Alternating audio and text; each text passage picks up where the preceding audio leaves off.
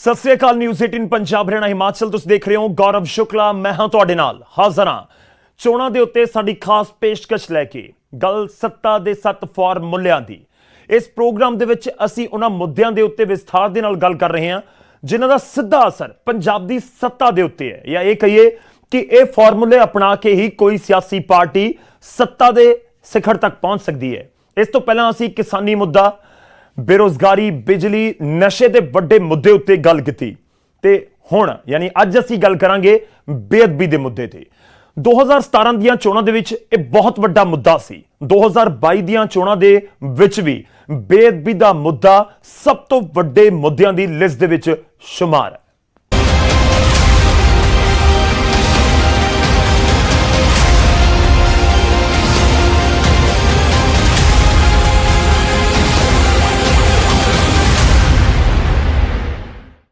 बेअदबी, बैबल कलां अते कोटकपुरा गोलीकांड मामले दे विच ये अजिहे मुद्दे ने जिन्हां दे आले दुआले 2015 तो लैके हुण तक पंजाब दी सियासत घुमदी नजर आई है।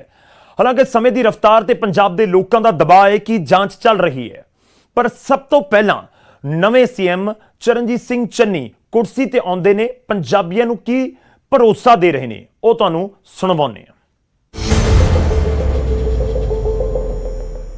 ना बरगाड़ी अगे पेगा ना कोई होर अगे पेगा, गणाउण दी लोड़ नहीं। तुहानूं सारे पता मैं गणाउंदा ही रहा पिछले 6 महीने या साल।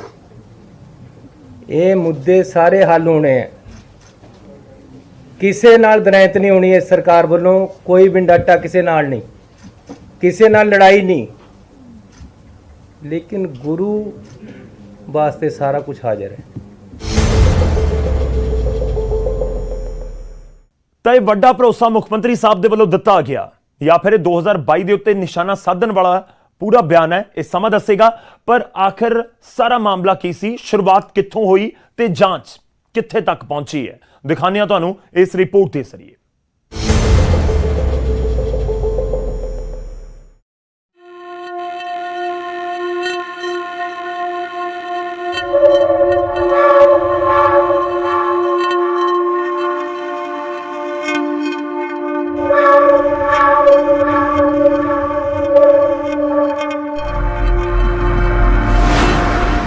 जून 2015 यही वो दिन सी जदों बुरज जवाहर सिंह वाला ते गुरुद्वारा साहिब तो श्री गुरु ग्रंथ साहिब जी के पावन स्वरूप चोरी हुई, जिसकी FIR नंबर 63 2 जून 2015 ਨੂੰ ਬਾਜਾਖਾਨਾ ਚ दर्ज हुई। इसी पावन स्वरूप चोरी का मामला हम रुक करदे हां बेअदबी के मामले वाल। 24 ते 25 सितंबर 2015 25 सितंबर ਨੂੰ बुरज जवाहर सिंह वाला च ਇਤਰਾਜ਼ਯੋਗ पोस्टर चिपकाए गए, जिसते सिख गुरुआं ते सिੱਖੀ बारे ਇਤਰਾਜ਼ਯੋਗ ਗੱਲਾਂ लिखियां सन। 24 सितंबर की रात ਨੂੰ एक होर पोस्टर बरगाड़ी ਦੇ ਵਿੱਚ ਵੀ चिपकिया मिलिਆ। पुलिस ਨੂੰ चोरी पावन स्वरूप बरगाड़ी पिंड ਦੇ ਵਿੱਚ ਲੱਭਣ ਦੀ ਚੁਣੌਤੀ ਮਿਲੀ। ਇੱਥੇ ਵੀ FIR ਨੰਬਰ 117 ਬਾਜਾਖਾਨਾ ਚ ਦਰਜ ਹੋਈ ਤੇ ਹੁਣ ਆਉਂਦਾ ਪਵਿੱਤਰ ਅੰਗਾਂ ਨੂੰ ਫੜਨ ਦਾ ਮਾਮਲਾ। 12 ਅਕਤੂਬਰ 2015 बरगाड़ी पिंड ਵਿੱਚ श्री गुरु ग्रंथ साहिब जी ਦੇ अंग ਵੱਖਰੇ ਮਿਲੇ, ਗੁਰਦੁਆਰਾ ਸਾਹਿਬ ਦੇ ਬਾਹਰ ਮਿਲੇ, ਜਿਸ ਵਿੱਚ FIR ਨੰਬਰ 128 ਬਾਜਾਖਾਨਾ ਚ ਦਰਜ ਹੋਈ। ਉਸ ਵੇਲੇ ਸ਼੍ਰੋਮਣੀ ਅਕਾਲੀ ਦਲ ਦੀ ਸਰਕਾਰ ਸੀ। ਸਰਕਾਰ ਤੇ ਦਬਾਅ ਤੇ ਚੱਲਦੇ 2 ਨਵੰਬਰ 2015 ਨੂੰ ਕੇਸ CBI ਨੂੰ ਸੌਂਪ ਦਿੱਤਾ ਗਿਆ। ਹਾਲਾਂਕਿ 2018 ਚ ਕੈਪਟਨ ਸਰਕਾਰ ਨੇ ਕੇਸ CBI ਤੋਂ ਵਾਪਸ ਲੈਣ ਲਈ ਵਿਧਾਨ ਸਭਾ ਚ ਮਤਾ ਪਾਸ ਕਰ ਨੋਟੀਫਿਕੇਸ਼ਨ ਜਾਰੀ ਕਰ ਦਿੱਤਾ। ਇੱਥੇ ਬਸ ਨੂੰ ਵੱਡਾ ਝਟਕਾ ਕੋਟਕਪੁਰਾ ਗੋਲੀकांड ਦਾ ਲੱਗਿਆ। 14 ਅਕਤੂਬਰ 2015 12 ਅਕਤੂਬਰ ਨੂੰ ਬਰਗਾੜੀ ਦੀ ਵਾਰਦਾਤ ਤੋਂ ਬਾਅਦ ਸੰਗਤ ਕੋਟਕਪੂਰਾ ਧਰਨੇ ਤੇ ਬੈਠ ਗਈ ਤੇ 14 ਅਕਤੂਬਰ ਨੂੰ ਹਟਾਉਣ ਵੇਲੇ ਫਾਇਰਿੰਗ ਹੋਈ। ਪ੍ਰਦਰਸ਼ਨਕਾਰੀ ਤੇ ਪੁਲਿਸ ਕਰਮੀ ਦੋਵੇਂ ਜ਼ਖਮੀ ਹੋਏ। ਇਸ ਮਾਮਲੇ 'ਚ ਪਹਿਲੀ FIR 14 ਅਕਤੂਬਰ 2015 ਨੂੰ FIR ਨੰਬਰ 192 ਦਰਜ ਹੋਈ, ਜਿਸ ਦੇ ਵਿੱਚ ਇਹ ਸੀ ਕਿ ਸੰਗਤ ਨੂੰ ਹਟਾਉਣ ਵੇਲੇ ਹਾਲਾਤ ਅਜਿਹੇ ਬਣੇ ਕਿ ਫਾਇਰਿੰਗ ਕਰਨੀ ਪਈ। ਤੇ ਦੂਜੀ FIR 7 ਅਗਸਤ 2018 ਨੂੰ FIR ਨੰਬਰ 129 ਦਰਜ ਹੋਈ, ਜਿਸ ਵਿੱਚ ਇਹ ਸੀ ਕਿ ਸ਼ਾਂਤਮਈ ਬੈਠੀ ਸੰਗਤ ਤੇ ਪੁਲਿਸ ਵੱਲੋਂ ਫਾਇਰਿੰਗ ਕੀਤੀ ਗਈ। ਜਿਸ ਤੋਂ ਬਾਅਦ ਵੇਖਦੇ ਹਾਂ ਕਿ ਬਹਿਬਲ ਕਲਾ ਗੋਲੀकांड ਮਾਮਲਾ ਵਿਸਥਾਰ ਦੇ ਨਾਲ ਕੀ ਸੀ। 14 ਅਕਤੂਬਰ ਨੂੰ ਹੀ ਕੋਟਕਪੂਰਾ ਤੋਂ ਕੁਝ ਦੂਰ ਬਹਿਬਲ ਕਲਾ ਪਿੰਡ ਨੇੜੇ ਪੁਲਿਸ ਤੇ ਪ੍ਰਦਰਸ਼ਨਕਾਰੀ ਆਮੋ ਸਾਹਮਣੇ ਹੋਏ। ਇਲਜ਼ਾਮ ਇਹ ਨੇ ਕਿ ਪੁਲਿਸ ਨੇ ਬਿਨਾਂ ਕਿਸੇ ਉਕਸਾਵੇ ਤੇ ਭੀੜ ਤੇ ਗੋਲੀਆਂ ਚਲਾ ਦਿੱਤੀਆਂ, ਜਿਸ 'ਚ 2 ਨੌਜਵਾਨ ਕ੍ਰਿਸ਼ਨ ਭਗਵਾਨ ਸਿੰਘ ਤੇ ਗੁਰਜੀਤ ਸਿੰਘ ਦੀ ਮੌਤ ਹੋ ਗਈ। जिस च FIR नंबर 129 14 अक्तूबर ਨੂੰ ਬਾਜਾਖਾਨਾ 'ਚ ਦਰਜ ਹੋਈ ਤੇ ਜਿਸ 'ਚ 307 ਧਾਰਾ ਸੀ, ਜਦਕਿ ਬਾਅਦ ਵਿੱਚ IPS ਸਹੋਤਾ ਦੇ ਲੋਕਾਂ ਨਾਲ ਗੱਲਬਾਤ ਤੋਂ ਬਾਅਦ ਲੋਕਾਂ ਦੀ ਮੰਗ ਤੇ ਦੂਜੀ FIR ਨੰਬਰ 21 ਅਕਤੂਬਰ 2015 ਨੂੰ ਦਰਜ ਹੋਈ, ਜਿਸ 'ਚ ਧਾਰਾ 302 ਲਾਈ ਗਈ।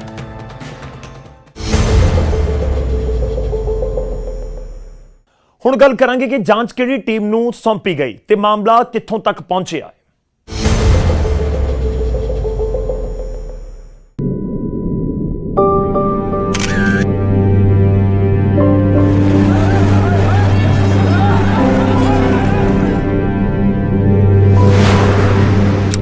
शुरुआत च बरगाड़ी ते बेअदबी दी जांच लई सिट नहीं सी बनी, पर 2015 च बरगाड़ी तो बाद गुरसर ते मलोके पिंड च होईयां बेअदबियां दी जांच लई बादल सरकार ने 3 नवंबर 2015 ਨੂੰ ਬਣਾਈ ਸੀ। पर तफ्तीश दौरान ਜਦੋਂ ਖੱਟੜਾ बरगाड़ी ਦੀ बेअदबियां तक पहुंच गए ਤੇ ਸਾਜ਼ਿਸ਼ ਚ ਡੇਰਾ ਸੱਚਾ ਸੌਦਾ ਨਾਲ ਜੁੜੇ ਲੋਕਾਂ ਨੂੰ ਪਾਇਆ ਗਿਆ ਤਾਂ 2020 ਚ ਕੈਪਟਨ ਸਰਕਾਰ ਨੇ ਅਧਿਕਾਰਿਕ ਤੌਰ ਤੇ बरगाड़ी ਮਾਮਲੇ ਦੀ RS ਖੱਟੜਾ ਦੀ ਸਿਟ ਨੂੰ ਜਾਂਚ ਸੌਂਪੀ।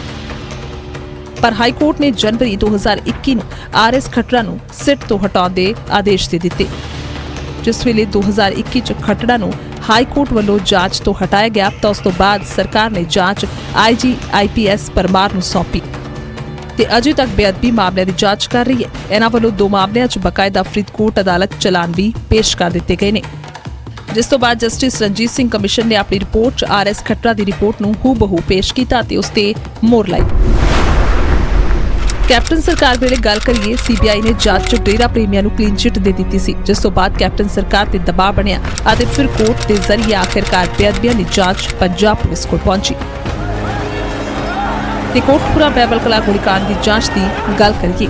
ਪ੍ਰਬੋਧ ਕੁਮਾਰ ਦੀ ਅਗਵਾਈ ਦੇ ਵਿੱਚ ਸਿੱਟ ਬਣੀ, ਜਿਸ ਦੇ ਮੈਂਬਰ ਸਨ Prabodh Kumar, IG crime Arunpal Singh, IG crime Kunwar Vijay Pratap Singh, SSP Kapurthala Satinder Singh, commandant PRTC Bhupinder Singh. 2018 ਚ ਬਣੀ ਸਿੱਟ ਦੇ ਹੈੱਡ ਪ੍ਰਬੋਧ ਕੁਮਾਰ ਨਾਲੋਂ ਜ਼ਿਆਦਾ ਕੁੰਵਰ ਵਿਜੇ ਪ੍ਰਤਾਪ ਐਕਟਿਵ ਸਨ ਤੇ ਆਖਿਰ ਇਹ ਹਾਲਾਤ ਬਣੇ ਕਿ ਸਿੱਟ 'ਚ ਉਹ ਇਕੱਲੇ ਹੀ ਬਚੇ, ਬਾਕੀ ਨਾ ਜਾਂਚ ਦਾ ਹਿੱਸਾ ਸਨ ਨਾ ਰਿਪੋਰਟ ਤੇ ਹਸਤਾਖਰ ਕੀਤੇ। ਅਪ੍ਰੈਲ 2021 ਚ ਪੰਜਾਬ ਹਰਿਆਣਾ ਹਾਈ ਕੋਰਟ ਨੇ ਇਸ ਸਿੱਟ ਦੀ ਜਾਂਚ ਨੂੰ ਸਿਰੇ ਤੋਂ ਖਾਰਜ ਕਰ ਦਿੱਤਾ ਤੇ ਕੁੰਵਰ ਵਿਜੇ ਪ੍ਰਤਾਪ ਸਿੰਘ ਨੂੰ ਜਾਂਚ ਤੋਂ ਵੱਖ ਰੱਖਣ ਦੇ ਹੁਕਮ ਦਿੱਤੇ ਤੇ ਹਾਈ ਕੋਰਟ ਦੇ ਹੁਕਮਾਂ ਤੋਂ ਬਾਅਦ ਨਵੀਂ ਸਿੱਟ ਬਣੀ, ਜਿਸ ਦੇ ਮੈਂਬਰ ਨੇ ADGP vigilance bureau LK Yadav ਜੋ ਮੁਖੀ ਨੇ, commissioner of police Rakesh Agrawal, DIG Faridkot Surjit Singh. इस सिट दी टीम वालों जांच जारी है। दसदी कि कोर्ट के हुक्म ने कि जांच किसी तरह भी सरकार या पुलिस नाल सांझी नहीं की जाएगी।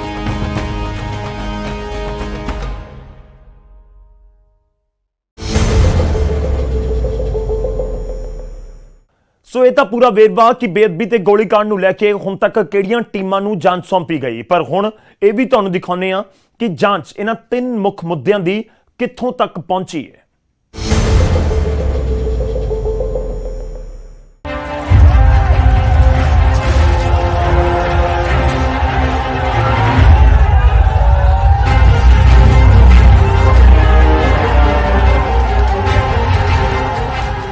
जिस वेले बेअदबी कोटकपुरा बहबल कला गोलीकांड होया तो उस वेले मुख्यमंत्री प्रकाश सिंह बादल सन, डिप्टी CM यानी कि उप मुख्यमंत्री सुखबीर सिंह बादल, DGP सुमेश सैनी ते IG उमरा नंगल सन। 2017 ਦੇ ਵਿੱਚ ਚੋਣਾਂ ਤੱਕ ਸਭ ਤੋਂ ਅਹਿਮ ਮੁੱਦਾ ਸੀ ਤੇ ਕਾਂਗਰਸ ਨੇ ਵਿਰੋਧੀ ਧਿਰ ਹੋਣ ਦੇ ਨਾਤੇ ਜੋ ਵਿਧਾਨ ਸਭਾ 'ਚ ਮੁਜ਼ਾਹਰੇ ਕੀਤੇ ਅਤੇ ਦਬਾਅ ਬਣਾਇਆ ਉਹ ਵੀ ਕਿਸੇ ਤੋਂ ਲੁਕਿਆ ਨਹੀਂ ਗਿਆ, ਜਿਸ ਤੋਂ ਬਾਅਦ ਪੰਜਾਬ 'ਚ ਇੱਕ ਲਹਿਰ ਤੁਰੀ ਨਜ਼ਰ ਆਈ ਤੇ 2017 'ਚ ਕੈਪਟਨ ਅਮਰਿੰਦਰ ਸਿੰਘ ਨੇ ਪੂਰਾ ਜ਼ੋਰ ਲਗਾਇਆ ਤੇ ਉਹਨਾਂ ਦੀ ਲੀਡਰਸ਼ਿਪ ਦੇ ਵੱਲੋਂ ਵੀ ਵੱਖ-ਵੱਖ ਸਟੇਜਾਂ ਤੇ ਐਲਾਨ ਕੀਤੇ ਗਏ ਕਿ ਬੇਅਦਬੀ ਦੇ ਦੋਸ਼ੀਆਂ ਨੂੰ ਸਜ਼ਾ ਦਿਵਾਈ ਜਾਵੇਗੀ। ਬੇਅਦਬੀ ਦੇ ਦੋਸ਼ੀ ਸਲਾਖਾਂ ਦੇ ਪਿੱਛੇ ਹੋਣਗੇ ਤੇ ਇਸ ਤਰ੍ਹਾਂ ਦੇ ਨਾਲ ਹਰ ਥਾਈਂ ਪ੍ਰਦਰਸ਼ਨ ਵੇਖਣ ਨੂੰ ਮਿਲਿਆ ਤੇ ਇੱਕ ਲਹਿਰ ਤੁਰਦੀ ਹੋਈ ਨਜ਼ਰ ਆਈ। तो जिस तो बाद 2017 ਦੇ ਵਿੱਚ ਕੈਪਟਨ ਸਰਕਾਰ ਬਣੀ ਤੇ ਕੈਪਟਨ ਅਮਰਿੰਦਰ ਸਿੰਘ ਸਰਕਾਰ ਦੇ ਸਾਹਮਣੇ ਸਭ ਤੋਂ ਵੱਡਾ ਟੀਚਾ ਸੀ ਕਿ ਬੇਅਦਬੀ ਦੇ ਦੋਸ਼ੀਆਂ ਨੂੰ ਸਜ਼ਾ ਦਿਵਾਈ ਜਾਵੇ।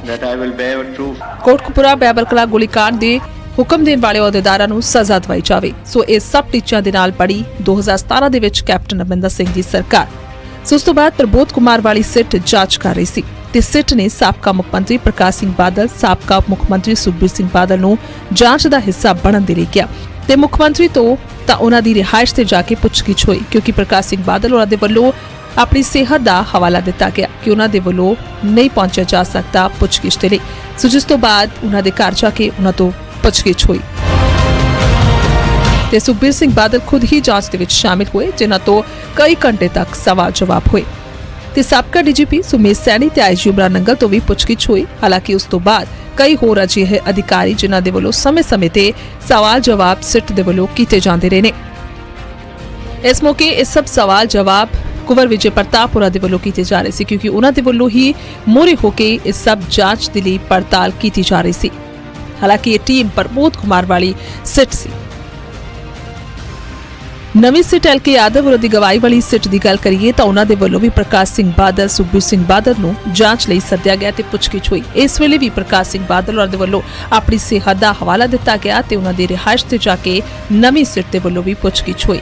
ਸੋ ਯਾਦ ਕਰਾ ਦਿਓ, ਉਸ ਵੇਲੇ ਇੱਕ ਵੱਡਾ ਟੈਂਟ ਲਗਾ ਕੇ ਰਿਹਾਇਸ਼ ਦੇ ਬਾਹਰ ਸਾਰੀ ਲੀਡਰਸ਼ਿਪ ਅਕਾਲੀ ਦਲ ਦੀ ਮੌਜੂਦ ਸੀ, ਜਿਨ੍ਹਾਂ ਦੇ ਵੱਲੋਂ ਕਈ ਸਵਾਲ ਚੁੱਕੇ ਗਏ। ਉਹਨਾਂ ਕਿਹਾ ਕਿ ਕਿਉਂ ਇੱਕ ਸਿੱਟ ਦੇ ਮੈਂਬਰ ਨੂੰ ਮੌਕੇ ਤੇ ਬਦਲ ਦਿੱਤਾ ਗਿਆ, ਜਿਸ ਦੀ ਜਾਣਕਾਰੀ ਕਿਸੇ ਦੇ ਕੋਲ ਨਹੀਂ ਸੀ, ਕਿਉਂਕਿ ਹਾਈ ਕੋਰਟ ਦੇ ਵੱਲੋਂ ਸਖਤ ਹੁਕਮ ਦਿੱਤੇ ਗਏ ਸਨ ਕਿ ਨਵੀਂ ਸਿੱਟ ਦੇ ਵੱਲੋਂ ਜਾਂਚ ਪੜਤਾਲ ਕੀਤੀ ਜਾ ਰਹੀ ਹੈ। ਸੋ ਉਸ ਦੇ ਵਿੱਚ ਕਿਸੇ ਤਰ੍ਹਾਂ ਦਾ ਵੀ ਕੋਈ ਜਨਤਕ ਤੌਰ ਤੇ ਅਹਿਮ ਪਹਿਲੂ ਸਾਹਮਣੇ ਨਹੀਂ ਲਿਆਂਦਾ ਜਾਵੇਗਾ। ਸੋ ਜਿਸ ਤੋਂ ਬਾਅਦ ਸਮੁੱਚੀ ਲੀਡਰਸ਼ਿਪ ਦੇ ਵੱਲੋਂ ਸਵਾਲ ਚੁੱਕੇ ਗਏ। ਹਾਲਾਂਕਿ ਸੁਖਬੀਰ ਸਿੰਘ ਬਾਦਲ ਹੋਰਾਂ ਦੇ ਵੱਲੋਂ ਵੀ ਜਾਂਚ 'ਚ ਸ਼ਾਮਿਲ ਹੋਇਆ ਗਿਆ ਤੇ ਉਹਨਾਂ ਨੇ ਵੀ ਆਪਣੇ ਸਵਾਲਾਂ ਦੇ ਜਵਾਬ ਦਿੱਤੇ। ਹੁਣ ਸਵਾਲ ਇਹ ਹੈ ਕਿ ਅਹਿਮ ਕੜੀ ਉਸ ਵੇਲੇ ਦੇ ਪੁਲਿਸ ਮੁਖੀ ਸੁਮੇਧ ਸੈਣੀ ਤੋਂ ਪੁੱਛਗਿੱਛ ਹੋ ਸਕੇਗੀ ਜਾਂ ਫਿਰ ਨਹੀਂ, ਕਿਉਂਕਿ ਕੋਰਟ ਵੱਲੋਂ ਸਾਫ਼ ਕਰ ਦਿੱਤਾ ਗਿਆ ਕਿ 2022 ਚੋਣਾਂ ਤੱਕ ਸੁਮੇਧ ਸੈਣੀ ਨੂੰ ਗ੍ਰਿਫਤਾਰ ਨਹੀਂ ਕੀਤਾ ਜਾ ਸਕਦਾ, ਕਿਉਂਕਿ ਉਹਨਾਂ ਨੂੰ ਵਿਜੀਲੈਂਸ ਦੇ ਵੱਲੋਂ ਇੱਕ ਰਾਤ ਦੇ ਲਈ ਗ੍ਰਿਫਤਾਰ ਕੀਤਾ ਗਿਆ ਸੀ। ਸੋ ਜਿਸ ਤੋਂ ਬਾਅਦ ਪਟੀਸ਼ਨ ਪਾਉਣ ਤੇ ਅਹਿਮ ਹੁਕਮ ਕੋਰਟ ਦੇ ਵੱਲੋਂ ਦਿੱਤੇ ਗਏ, ਕਿਉਂਕਿ ਕੋਰਟ ਦੇ ਮੁਤਾਬਿਕ ਸਿਆਸਤ ਕਰਨ ਦਾ ਉਹਨਾਂ ਨੂੰ ਸ਼ੱਕ ਹੈ। ਇਸ ਵਿਚਾਲੇ ਪੁੱਛਗਿੱਛ ਕਿਸ ਤਰ੍ਹਾਂ ਦੇ ਨਾਲ। ਦੂਜਾ, ਜਦੋਂ ਬਾਦਲਾਂ ਖਿਲਾਫ ਕਾਰਵਾਈ ਦੀ ਗੱਲ ਆਉਂਦੀ ਹੈ ਤਾਂ ਹੁਣ ਤੱਕ ਕੋਈ ਪੁਖਤਾ ਸਬੂਤ ਵੀ ਸਾਹਮਣੇ ਨਹੀਂ ਨੇ ਕਿ ਗੋਲੀ ਚਲਾਉਣ ਦਾ ਹੁਕਮ ਕਿੱਥੋਂ ਆਇਆ। ਤਾਂ ਵੀ ਉਲਝਣ ਹੈ, ਕਿਉਂਕਿ ਪ੍ਰਕਾਸ਼ ਸਿੰਘ ਬਾਦਲ ਨੇ ਕਿਹਾ ਕਿ ਸਿਰਫ ਹਾਲਾਤਾਂ ਨੂੰ ਪੁੱਛਣ ਲਈ ਉਸ ਵੇਲੇ ਰਾਤ ਨੂੰ ਪੁਲਿਸ ਨੂੰ ਫੋਨ ਕੀਤਾ ਗਿਆ ਸੀ। ਅਜਿਹੇ ਵਿੱਚ ਕਿਹੜੇ ਸਬੂਤਾਂ ਦੇ ਆਧਾਰ ਤੇ ਕੀ ਕਾਰਵਾਈ ਹੁੰਦੀ ਹੈ, ਇਹ ਤਾਂ ਵੇਖਣ ਵਾਲੀ ਗੱਲ ਹੈ। ਪਰ ਜਾਂਚ ਟੀਮਾਂ ਆਪਣਾ ਕੰਮ ਕਰ ਰਹੀਆਂ ਨੇ, ਕਿਉਂਕਿ ਨਵੀਂ ਸਿੱਟ ਨੂੰ ਕੁੱਲ 6 ਮਹੀਨੇ ਦਾ ਸਮਾਂ ਦਿੱਤਾ ਗਿਆ ਤੇ ਇਹ ਸਮਾਂ ਲਗਭਗ ਨਵੰਬਰ ਦੇ ਵਿੱਚ ਖਤਮ ਹੈ।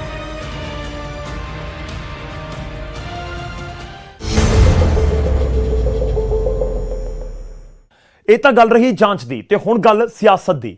ਸੱਤਾ ਦਾ ਰਾਹ ਦੇਖ ਰਹੀਆਂ 2022 ਦੇ ਇਲੈਕਸ਼ਨ ਦੇ ਵੱਲ ਦੇਖ ਰਹੀਆਂ ਸਿਆਸੀ ਪਾਰਟੀਆਂ ਬੇਅਦਬੀ ਦੇ ਮੁੱਦੇ ਉੱਤੇ ਵੀ ਖੁੱਲ੍ਹ ਕੇ ਬੋਲਦੀਆਂ ਨੇ। ਹਰ ਪਾਰਟੀ ਕਹਿੰਦੀ ਹੈ ਕਿ ਬੇਅਦਬੀ ਦੇ ਮੁੱਦੇ ਉੱਤੇ ਇਨਸਾਫ ਹੋਣਾ ਚਾਹੀਦਾ ਹੈ ਤੇ ਜੋ ਮੁਲਜ਼ਮ ਨੇ ਉਹ ਬਖਸ਼ੇ ਨਹੀਂ ਜਾਣੇ ਚਾਹੀਦੇ। ਸ਼੍ਰੋਮਣੀ ਅਕਾਲੀ ਦਲ ਇਸ ਪੂਰੇ ਮੁੱਦੇ ਉੱਤੇ ਕਈ ਵਾਰ ਬਿਆਨ ਦਿੰਦਾ, ਕਿਉਂਕਿ 2015 ਚ ਸਰਕਾਰ ਸ਼੍ਰੋਮਣੀ ਅਕਾਲੀ ਦਲ ਭਾਜਪਾ ਦੀ ਸੀ। ਅਕਾਲੀ ਦਲ ਤਾਂ ਇੱਥੋਂ ਤੱਕ ਕਹਿੰਦਾ ਕਿ ਦੋਸ਼ੀਆਂ ਦਾ ਕੱਖ ਨਾ ਰਹੇ, ਤੇ ਹੁਣ ਫਿਰ ਬਿਆਨ ਦੁਹਰਾਇਆ ਗਿਆ। ਸੁਣਦੇ ਹਾਂ ਕੀ ਕੁਝ ਕਹਿ ਰਹੇ ਨੇ ਸੁਖਬੀਰ ਬਾਦਲ। ਮੈਂ ਆਪ ਸ਼੍ਰੋਮਣੀ ਅਕਾਲੀ ਦਲ ਦੀ ਲੀਡਰਸ਼ਿਪ ਨੇ ਦਰਬਾਰ ਸਾਹਿਬ ਜਾ ਕੇ ਇੱਕ ਅਰਦਾਸ ਕੀਤੀ ਸੀ ਕਿ ਜਿਹੜਾ ਬੇਅਦਬੀ ਤੇ ਸਿਆਸਤ ਕਰੂਗਾ ਉਹਦਾ ਕੱਖ ਨਾ ਰਹੇ, ਤੇ ਕਿਸੇ ਨੂੰ ਵੀ ਸਿਆਸਤ ਨਹੀਂ ਕਰਨੀ ਚਾਹੀਦੀ ਤੇ ਬੇਅਦਬੀ ਵਾਲਿਆਂ ਨੂੰ ਫੜਿਆ ਜਾਏ। ਤੁਸੀਂ ਦੇਖੋ, ਜਿਨ੍ਹਾਂ ਨੇ ਸਿਆਸਤ ਕੀਤੀ ਹੈ ਉਹਨਾਂ ਦਾ ਕੱਖ ਨਹੀਂ ਰਹਿ ਰਿਹਾ। ਆਈ ਕੈਪਟਨ ਅਮਰਿੰਦਰ ਸਿੰਘ ਤੋਂ ਲੈ ਕੇ ਦਾਦੂਵਾਲ ਵਰਗੇ ਜਿਨ੍ਹਾਂ ਨੇ ਵੀ ਕੀਤੀ ਸੀ, ਅੱਜ ਸਾਰੇ ਖਤਮ ਹੋ ਰਹੇ ਹੈ। ਤੋ ਇਸ ਕਰਕੇ ਮੈਂ ਹੱਥ ਜੋੜ ਕੇ ਫਿਰ ਤੋਂ ਬੇਨਤੀ ਕਰਦਾ, ਬੇਅਦਬੀ ਮਾਮਲੇ 'ਚ ਸਿਆਸਤ ਨਹੀਂ ਹੋਣੀ ਚਾਹੀਦੀ। ਜੋ ਦੋਸ਼ੀ ਹੈ ਫੜ ਕੇ ਅੰਦਰ ਕਰੋ, ਅਸਲੀ ਦੋਸ਼ੀ ਫੜ ਕੇ ਅੰਦਰ ਕਰੋ, ਐ ਡਰਾਮੇ ਨਾ ਕਰੋ। ਇਹ ਤਾਂ ਸੀ ਸ਼੍ਰੋਮਣੀ ਅਕਾਲੀ ਦਲ ਦਾ ਬਿਆਨ, ਪਰ ਇਸ ਤੋਂ ਵੀ ਵੱਡਾ ਇੱਕ ਹੋਰ ਤਾਜ਼ਾ ਤੇ ਇਲਜ਼ਾਮਾਂ ਭਰਿਆ ਬਿਆਨ ਸ਼੍ਰੋਮਣੀ ਅਕਾਲੀ ਦਲ ਲਗਾ ਰਿਹਾ ਹੈ। ਉਹ ਵੀ ਤੁਹਾਨੂੰ ਸੁਣਾਉਂਦੇ ਹਾਂ, ਤੇ ਇਸ ਮੁੱਦੇ ਤੇ ਹੁਣ ਤੱਕ ਕਿੱਥੇ ਮਸਲਾ ਪਹੁੰਚਿਆ ਹੈ ਉਹ ਵੀ ਦੇਖੋ। ਮੈਂ ਆਪ ਸ਼੍ਰੋਮਣੀ ਅਕਾਲੀ ਦਲ ਦੀ ਲੀਡਰਸ਼ਿਪ ਨੇ ਦਰਬਾਰ ਸਾਹਿਬ ਜਾ ਕੇ ਇੱਕ ਅਰਦਾਸ ਕੀਤੀ ਸੀ ਕਿ ਜਿਹੜਾ ਬੇਅਦਬੀ ਤੇ ਸਿਆਸਤ ਕਰੂਗਾ ਉਹਦਾ ਕੱਖ ਨਾ ਰਹੇ, ਤੇ ਕਿਸੇ ਨੂੰ ਵੀ ਸਿਆਸਤ ਨਹੀਂ ਕਰਨੀ ਚਾਹੀਦੀ ਤੇ ਬੇਅਦਬੀ ਵਾਲਿਆਂ ਨੂੰ ਫੜਿਆ ਜਾਏ। ਤੁਸੀਂ ਦੇਖੋ, ਜਿਨ੍ਹਾਂ ਨੇ ਸਿਆਸਤ ਕੀਤੀ ਹੈ ਉਹਨਾਂ ਦਾ ਕੱਖ ਨਹੀਂ ਰਹਿ ਰਿਹਾ। ਆਈ ਕੈਪਟਨ ਅਮਰਿੰਦਰ ਸਿੰਘ ਤੋਂ ਲੈ ਕੇ ਦਾਦੂਵਾਲ ਵਰਗੇ ਜਿਨ੍ਹਾਂ ਨੇ ਵੀ ਕੀਤੀ ਸੀ, ਅੱਜ ਸਾਰੇ ਖਤਮ ਹੋ ਰਹੇ ਹੈ। ਤੋ ਇਸ ਕਰਕੇ ਮੈਂ ਹੱਥ ਜੋੜ ਕੇ ਫਿਰ ਤੋਂ ਬੇਨਤੀ ਕਰਦਾ, ਬੇਅਦਬੀ ਮਾਮਲੇ 'ਚ ਸਿਆਸਤ ਨਹੀਂ ਹੋਣੀ ਚਾਹੀਦੀ। ਜੋ ਦੋਸ਼ੀ ਹੈ ਫੜ ਕੇ ਅੰਦਰ ਕਰੋ।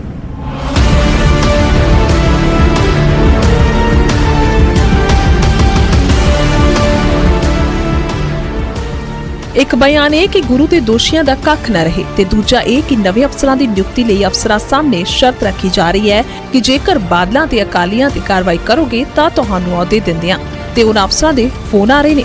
ਬਿਆਨ ਸੁਣਦੇ ਹਾਂ। ਮੈਂ ਤੁਹਾਨੂੰ ਇੱਕ ਗੱਲ ਕਰਨਾ ਚਾਹਣਾ, ਜਿਹੜੇ ਅਫਸਰਾਂ ਨੂੰ ਬੁਲਾ ਰਹੇ ਹੈ ਨਵਜੋਤ ਸਿੱਧੂ ਤੇ ਜਿਹੜੇ ਇਹਨਾਂ ਦੇ ਸੁੱਖੀ ਰੰਧਾਵਾ ਅਫਸਰਾਂ ਨੂੰ ਬੁਲਾਉਂਦੇ ਆ, ਹੁਣ ਕਹਿੰਦੇ ਤੁਸੀਂ 20 ਦਿਨਾਂ ਚ ਅਕਾਲੀਆਂ ਨੂੰ ਅੰਦਰ ਕਰ ਸਕਦੇ ਹੋ। ਅਫਸਰਾਂ ਦੀ ਅਪਾਇੰਟਮੈਂਟ ਅਕਾਲੀਆਂ ਨੂੰ ਅੰਦਰ ਕਰਨ ਦੇ ਬੇਸਿਸ ਤੇ ਹੋ ਰਹੀ ਹੈ।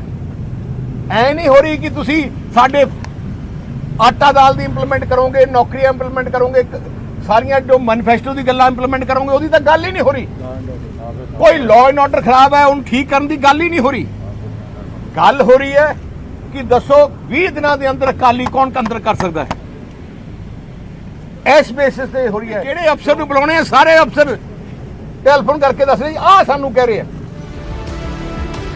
2015 ਤੋਂ ਵੱਡਾ ਮੁੱਦਾ ਰਹੇ ਇਸ ਮਸਲੇ 'ਚ ਹੁਣ ਇਹ ਬਿਆਨ ਅਹਿਮੀਅਤ ਤਾਂ ਵੀ ਰੱਖਦੇ ਨੇ ਕਿਉਂਕਿ ਪੰਜਾਬੀ ਤਾਕ ਲਾ ਕੇ ਬੈਠੇ ਨੇ ਕਿ ਮਸਲੇ ਦਾ ਹੱਲ ਜਾਂ ਕਹਿ ਲਈਏ ਇਨਸਾਫ ਕਦੋਂ ਮਿਲੇਗਾ।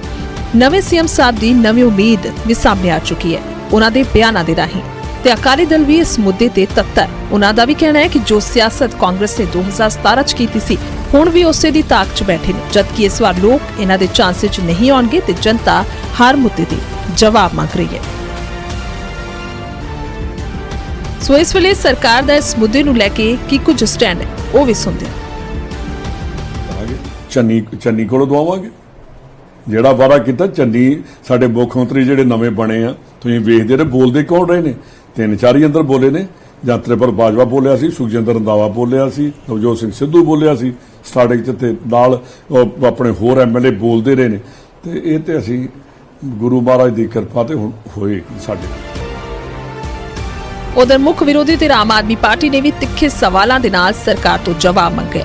ਇਹਨਾਂ ਦਾ ਕਹਿਣਾ ਹੈ ਕਿ ਹੁਣ ਇਲਜ਼ਾਮਾਂ ਦੇ ਨਾਲ ਕੰਮ ਨਹੀਂ ਬਣਨਾ, ਹੁਣ ਸੀਐਮ ਵੀ ਆਪਣਾ, ਪ੍ਰਧਾਨ ਵੀ ਆਪਣਾ, ਏਜੀ ਵੀ ਆਪਣੇ, ਤੇ ਹੁਣ ਸਰਕਾਰ ਕੰਮ ਕਰੇ, ਬਹਾਨੇ ਬੰਦ ਕਰੇ। ਪੰਜਾਬ ਦੇ ਮਾਨਯੋਗ ਮੁੱਖ ਮੰਤਰੀ ਸਰ ਚਰਨਜੀਤ ਸਿੰਘ ਚੰਨੀ ਹੋਰਾਂ ਨੇ ਇਹ ਗੱਲ ਕਹੀ ਹੈ ਕਿ ਬੇਅਦਬੀ ਦਾ ਇਨਸਾਫ ਲੈ ਕੇ ਦੇਣਗੇ। ਸਾਨੂੰ ਬੜੀ ਸ਼ਰਮ ਆਉਂਦੀ ਹੈ ਜਦੋਂ ਅਸੀਂ ਇਹ ਕਹਿੰਦੇ ਵੀ ਸਾਡੇ ਪੰਜਾਬ ਦੇ ਵਿੱਚ ਸ਼੍ਰੀ ਗੁਰੂ ਗ੍ਰੰਥ ਸਾਹਿਬ ਮਹਾਰਾਜ ਜੀ ਦੀ ਬੇਅਦਬੀ ਹੋਈ, ਪਵਿੱਤਰ ਗੀਤਾ ਦੀ ਬੇਅਦਬੀ ਹੋਈ, ਮੁਕੱਦਸ ਕੁਰਾਨ ਦੀ ਬੇਅਦਬੀ ਹੋਈ, ਔਰ 7 ਸਾਲ ਹੋ ਗਏ, ਭਾਵੇਂ ਬਾਦਲ ਸਰਕਾਰ ਹੋਵੇ ਭਾਵੇਂ ਕਾਂਗਰਸ ਸਰਕਾਰ ਹੋਵੇ, ਇਹਨਾਂ ਨੇ ਸਿਰਫ ਤੇ ਸਿਰਫ ਰਾਜਨੀਤੀ ਕੀਤੀ। ਇਹ ਸਾਰੇ ਸਵਾਲਾਂ ਦੀ ਝੜੀ ਵਿਰੋਧੀਆਂ ਨੇ ਲਗਾਈ ਤੇ ਹੁਣ ਅਕਾਲੀ ਦਲ ਵੀ ਸੱਤਾ ਦੇ ਇਸ ਮੁੱਦੇ ਨੂੰ ਲੈ ਕੇ ਲਗਾਤਾਰ ਹਮਲਾਵਰ ਹੈ। ਇਸ ਸਭ ਦੇ ਵਿਚਾਲੇ ਹੁਣ ਵੱਡਾ ਦਬਾਅ ਨਵੇਂ ਬਣੇ ਮੁੱਖ ਮੰਤਰੀ ਤੇ ਉਹਨਾਂ ਦੀ ਸਰਕਾਰ ਦੇ ਉੱਤੇ ਵੀ ਹੋਏਗਾ। ਕੀ ਬਣਦੇ ਨੇ ਪੈਰਾਮੀਟਰਸ, ਨਵੇਂ ਸਮੀਕਰਨ, ਉਹ ਵੀ ਤੁਹਾਨੂੰ ਦਿਖਾਣੇ ਆ।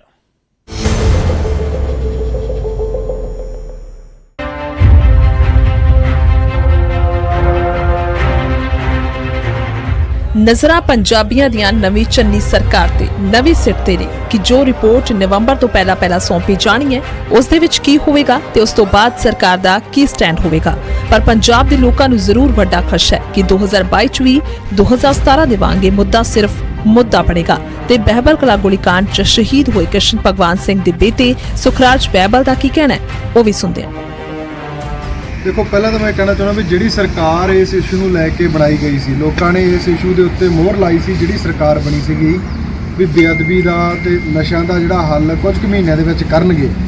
ਪੌਣੇ 5 ਸਾਲ ਦਾ ਸਮਾਂ ਉਹਨਾਂ ਨੇ ਇਹ ਡਿਸਾਈਡ ਕਰਨ 'ਚ ਹੀ ਟਪਾ ਦਿੱਤਾ ਵੀ ਅੱਜ ਸਾਨੂੰ ਦੋਸ਼ੀ ਲੱਭੇ ਨਹੀਂ ਜਾਂ ਲੱਭ ਰਹੇ ਆ ਜਾਂ ਅਸੀਂ ਇਨਵੈਸਟੀਗੇਸ਼ਨਾਂ ਕਰ ਰਹੇ ਹਾਂ।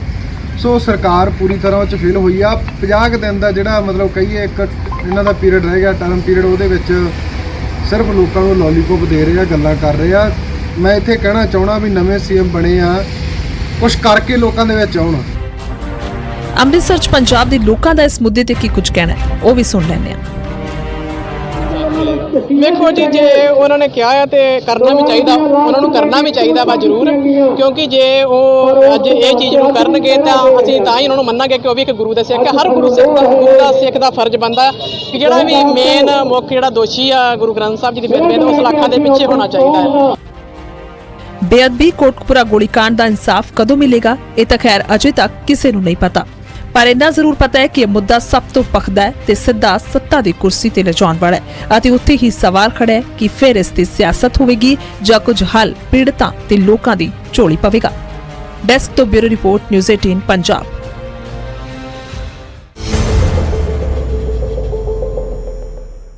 ਤਾਂ ਸੱਤਾ ਦੇ 7 ਫਾਰਮੂਲਿਆਂ ਦਾ ਜੋ ਅਸੀਂ ਜ਼ਿਕਰ ਕਰ ਰਹੇ ਹਾਂ ਉਸ ਦੇ ਵਿੱਚ ਬੇਅਦਬੀ ਇੱਕ ਅਜਿਹਾ ਮੁੱਦਾ ਹੈ ਜਿਸ ਦੇ ਉੱਤੇ ਜਵਾਬ ਦੇਣਾ ਹੋਏਗਾ ਕਾਂਗਰਸ ਨੂੰ, ਜਿਨ੍ਹਾਂ ਨੇ 5 ਸਾਲ ਤੱਕ ਸੱਤਾ ਭੋਗੀ, ਤੇ ਦੂਜੇ ਪਾਸੇ ਸਿਆਸੀ ਪਾਰਟੀਆਂ ਜੋ ਸੱਤਾ ਚਾਹੁੰਦੀਆਂ ਨੇ 2022 ਦੇ ਵਿੱਚ, ਉਹਨਾਂ ਨੂੰ ਵੀ ਆਪਣਾ ਰੋਡ ਮੈਪ ਦੱਸਣਾ ਹੋਏਗਾ ਕਿ ਉਹਨਾਂ ਦੇ ਕੋਲ ਕੀ ਅਜਿਹਾ ਰੋਡ ਮੈਪ ਹੈ ਜਿਸ ਦੇ ਨਾਲ ਜਲਦ ਤੋਂ ਜਲਦ ਇਸ ਪੂਰੇ ਮਾਮਲੇ ਦੇ ਵਿੱਚ ਸਿੱਖ ਸੰਗਤ ਨੂੰ ਨਿਆਂ ਇਨਸਾਫ ਦਿਵਾਇਆ ਜਾ ਸਕੇ।